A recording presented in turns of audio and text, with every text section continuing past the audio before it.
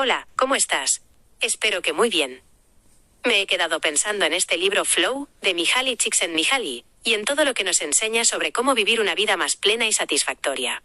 No es un libro de recetas mágicas, sino más bien una invitación a reflexionar, a hacernos preguntas sobre nuestra propia existencia. Me gustaría compartir contigo algunas de estas reflexiones, como si estuviéramos charlando mientras tomamos un café. He pensado que podríamos dividir esta conversación en 4 partes para que sea más fácil de seguir. Primera parte, ¿qué es realmente la felicidad y por qué parece tan esquiva? Desde pequeños, de alguna manera, nos programan para buscar la felicidad en cosas externas.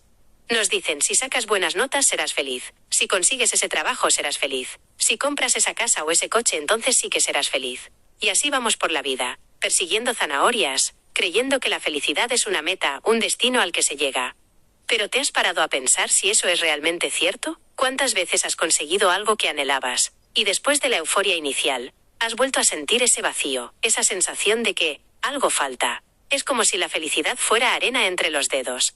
Aquí es donde Csikszentmihalyi nos lanza la primera gran pregunta socrática. ¿Y si la felicidad no es algo que se alcanza, sino algo que se experimenta? Él nos dice que la sociedad nos vende una idea de felicidad pasiva. Túmbate en una playa del Caribe, no hagas nada y serás feliz. Y sí, descansar está genial y es necesario, pero una vida entera de inacción no parece ser la respuesta. De hecho, muchas personas cuando se jubilan o cuando tienen demasiado tiempo libre, en lugar de sentirse plenas, se sienten apáticas o incluso ansiosas. Entonces, la primera gran lección es esta. La felicidad duradera no parece provenir de la relajación pasiva ni de la consecución de metas externas. Proviene de algo que surge desde nuestro interior. Y esto nos lleva directamente al siguiente punto. Segunda parte, el flow, o la experiencia de fluir, el secreto de una vida óptima. Si la felicidad no es lo que nos han contado, ¿qué es? Csikszentmihalyi nos presenta el concepto de flow, fluir, en español. Seguro que lo has sentido alguna vez, aunque no le pusieras ese nombre.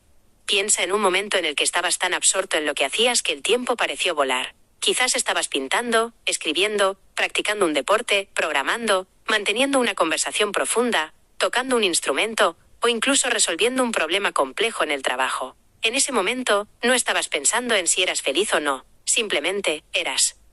Eso es el estado de flow. Es un estado de concentración absoluta en el que te fundes con la tarea. Tu ego, tus preocupaciones, el hambre o el cansancio, todo se desvanece. Estás completamente inmerso en el presente. Para que este estado mágico ocurra, se necesitan unas condiciones muy concretas y aquí está la clave. 1. Un desafío a la altura de tus habilidades. La tarea no puede ser ni demasiado fácil porque te aburrirías, ni demasiado difícil porque te generaría ansiedad.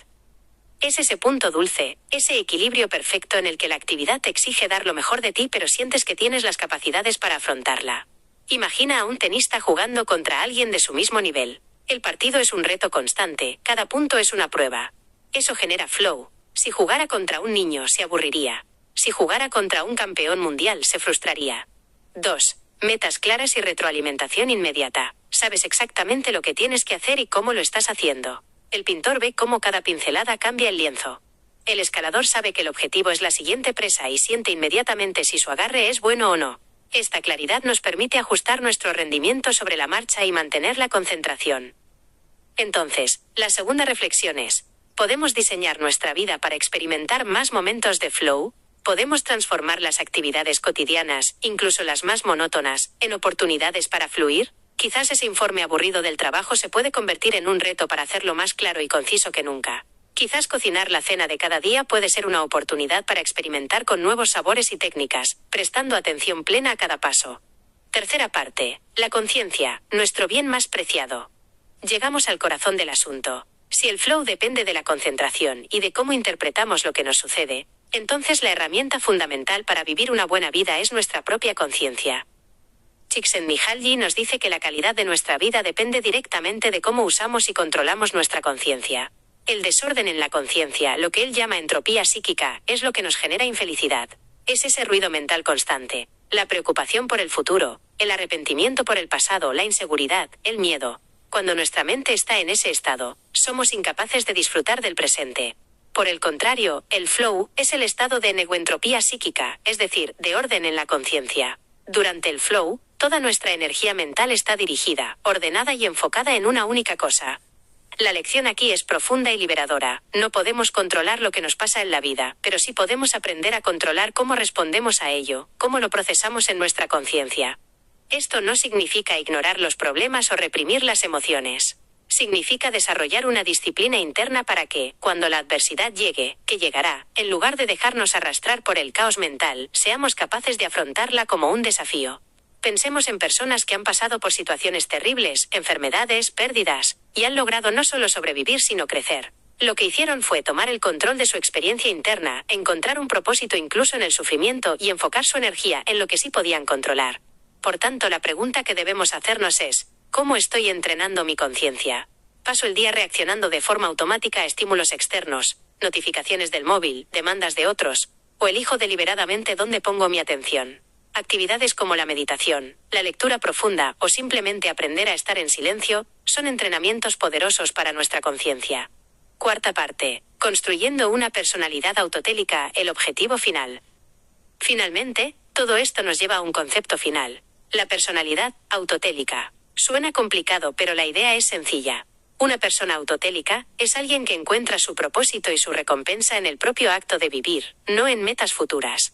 Auto significa uno mismo, y telos significa meta. Una actividad autotélica es aquella que hacemos por el simple placer de hacerla. Un niño que juega no lo hace para conseguir un ascenso o para pagar la hipoteca. Juega porque jugar es, en sí mismo, la recompensa.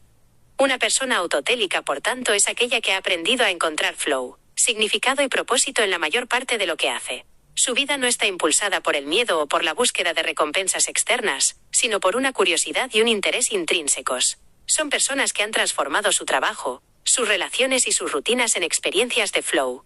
Esto no significa que no tengan ambiciones o que no busquen mejorar. Al contrario, precisamente porque disfrutan del proceso de superarse a sí mismos, suelen alcanzar grandes cotas de excelencia. Pero su motivación es interna. La felicidad no es algo que esperan encontrar al final del camino, sino el combustible que les impulsa durante el viaje. La última y más importante reflexión es esta. ¿Estoy viviendo una vida exotélica, siempre dependiendo de estímulos y recompensas externas, o estoy caminando hacia una vida autotélica, encontrando valor y disfrute en el propio proceso de vivir cada día? En resumen, Flow nos enseña que la clave para una vida buena no está fuera, sino dentro. Está en nuestra capacidad para ordenar nuestra conciencia, para encontrar desafíos que nos hagan crecer, y para sumergirnos por completo en el milagro del momento presente. No se trata de buscar la felicidad, sino de crear las condiciones para que la experiencia de fluir surja, una y otra vez. Y en ese fluir constante, sin darnos cuenta, habremos construido una vida verdaderamente plena y significativa. Espero que esta larga reflexión te sea de utilidad. A mí desde luego me ha ayudado a poner en orden muchas ideas. Un abrazo.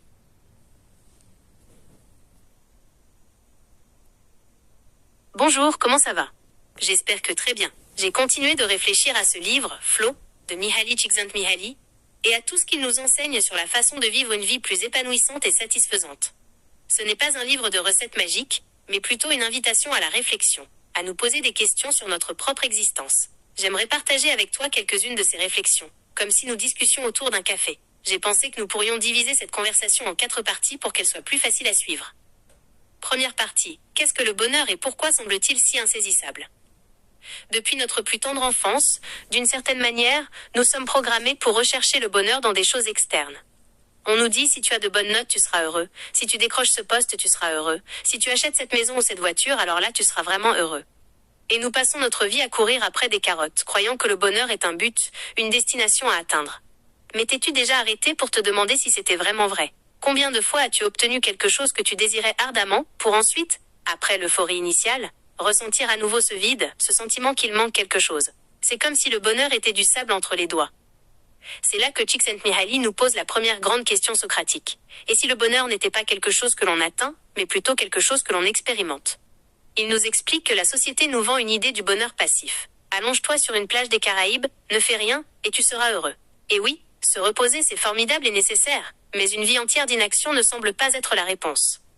En fait, beaucoup de gens, une fois à la retraite ou avec trop de temps libre, au lieu de se sentir épanouis, se sentent apathiques, ou même anxieux.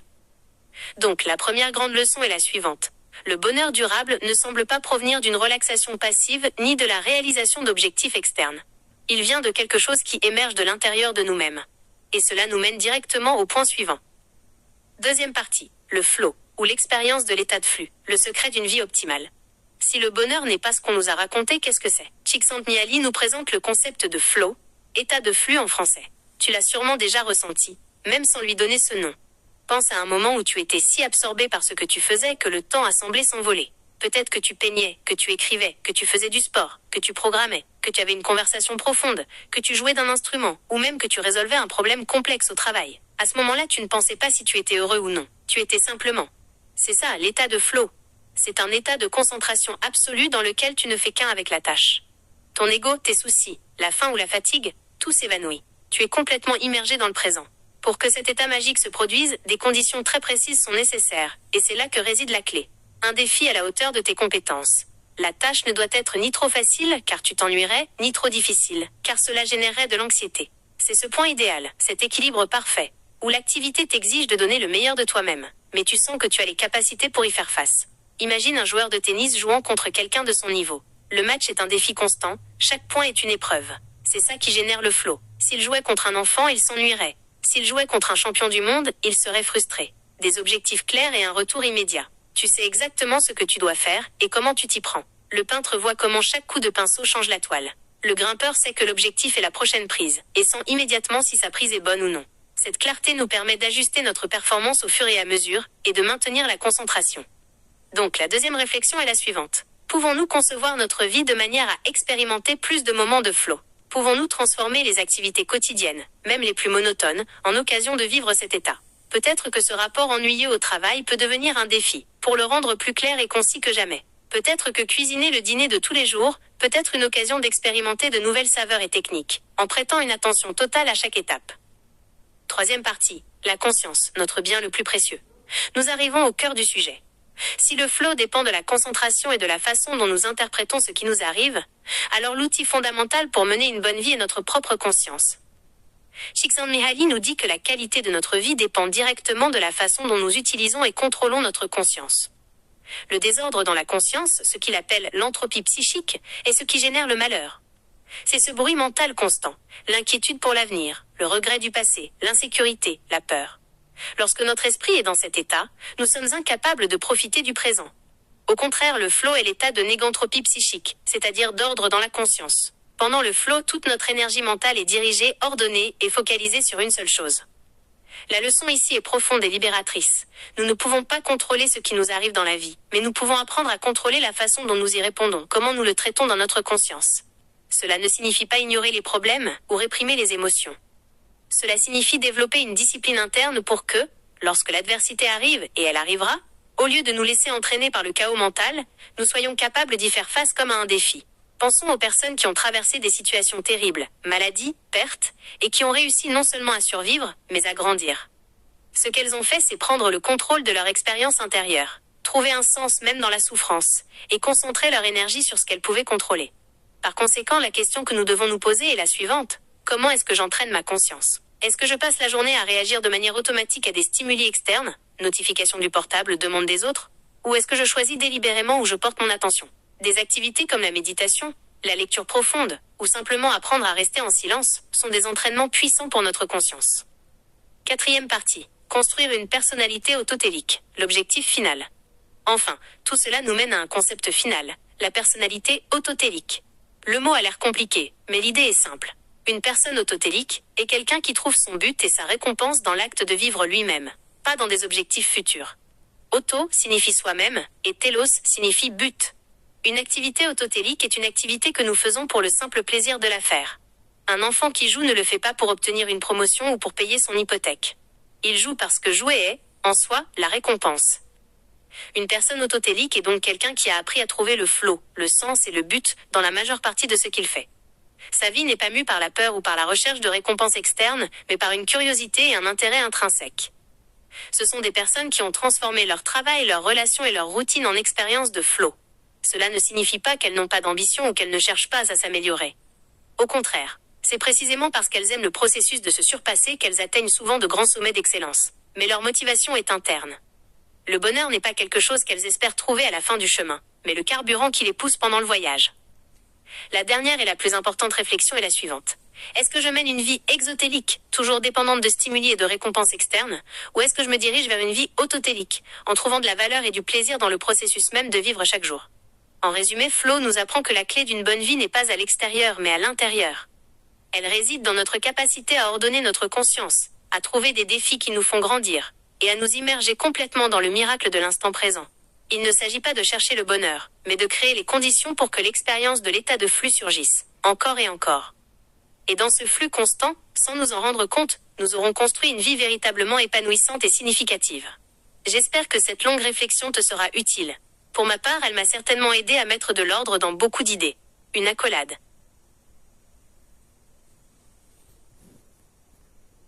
Hello, how are you? I hope you're doing very well. I've been thinking about this book, Flow, by Mihaly Csikszentmihalyi, and everything it teaches us about how to live a more fulfilling and satisfying life. It's not a book of magic recipes, but rather an invitation to reflect, to ask ourselves questions about our own existence. I'd like to share some of these reflections with you, as if we were chatting over coffee. I thought we could divide this conversation into 4 parts to make it easier to follow. Part 1. What is happiness really? And why does it seem so elusive? From a young age, we are, in a way, programmed to seek happiness in external things. We're told, if you get good grades, you'll be happy. If you get that job, you'll be happy. If you buy that house or car, then you'll really be happy. And so we go through life, chasing carrots, believing that happiness is a goal, a destination to be reached. But have you ever stopped to think if that's really true? How many times have you achieved something you longed for? And after the initial euphoria, you've returned to that feeling of emptiness, that sense that something is missing. It's as if happiness were sand slipping through your fingers. This is where Csikszentmihalyi asks us the first great Socratic question. What if happiness isn't something to be achieved, but rather something to be experienced? He tells us that society sells us an idea of passive happiness. Lie on a Caribbean beach, do nothing, and you'll be happy. And yes, resting is great and necessary. But an entire life of inaction doesn't seem to be the answer. In fact, many people, when they retire or have too much free time, feel apathetic or even anxious instead of fulfilled. So the first big lesson is this. Lasting happiness doesn't seem to come from passive relaxation or the attainment of external goals. It comes from something that arises from within us. And this leads us directly to the next point.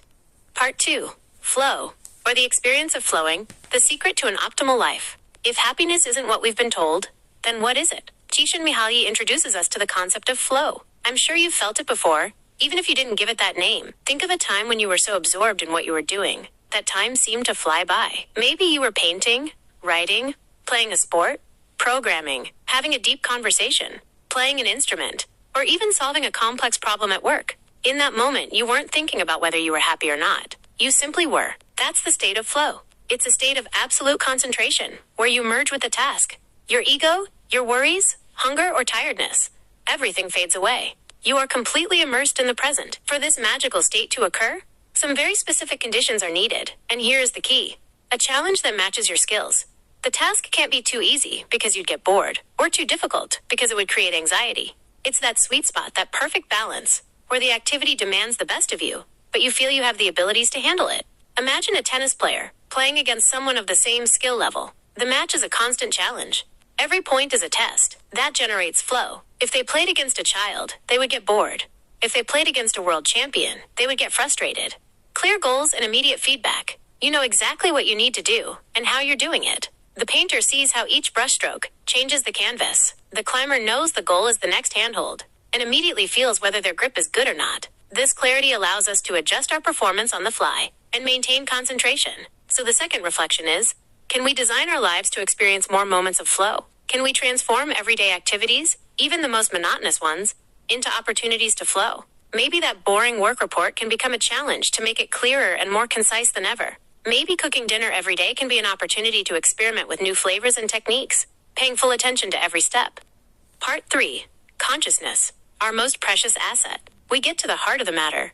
If flow depends on concentration and how we interpret what happens to us, then the fundamental tool for living a good life is our own consciousness. Csikszentmihalyi tells us that the quality of our life depends directly on how we use and control our consciousness. The disorder in consciousness, what he calls psychic entropy, is what creates unhappiness. It's that constant mental noise, worry about the future, regret over the past, insecurity, fear. When our mind is in that state, we are unable to enjoy the present. In contrast, flow is the state of psychic negentropy, that is, of order and consciousness. During flow, all our mental energy is directed, ordered, and focused on a single thing. The lesson here is profound and liberating.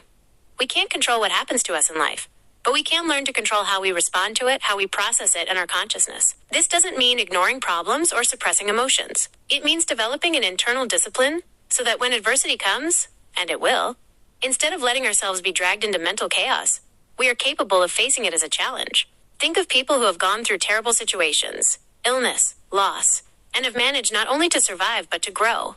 What they did was take control of their internal experience, find a purpose even in suffering, and focus their energy on what they could control. Therefore, the question we must ask ourselves is, how am I training my consciousness? Do I spend the day automatically reacting to external stimuli, mobile notifications, demands from others? Or do I deliberately choose where I place my attention? Activities like meditation, deep reading, or simply learning to be in silence are powerful training for our consciousness. Part 4. Building an autotelic personality. The ultimate goal. Finally, all of this leads us to a final concept. The autotelic personality. It sounds complicated, but the idea is simple. An autotelic person is someone who finds their purpose and reward in the very act of living, not in future goals. Auto means self, and telos means goal. An autotelic activity is one we do for the simple pleasure of doing it. A child playing isn't doing it to get a promotion or pay the mortgage. They play because playing is, in itself, the reward. An autotelic person, therefore, is someone who has learned to find flow, meaning, and purpose in most of what they do. Their life is not driven by fear or the search for external rewards, but by intrinsic curiosity and interest. These are people who have transformed their work, relationships, and routines into flow experiences. This doesn't mean they don't have ambitions, or that they don't seek to improve. On the contrary, precisely because they enjoy the process of improving themselves, they often reach great heights of excellence. But their motivation is internal. Happiness isn't something they hope to find at the end of the road, but the fuel that drives them during the journey. The last and most important reflection is this.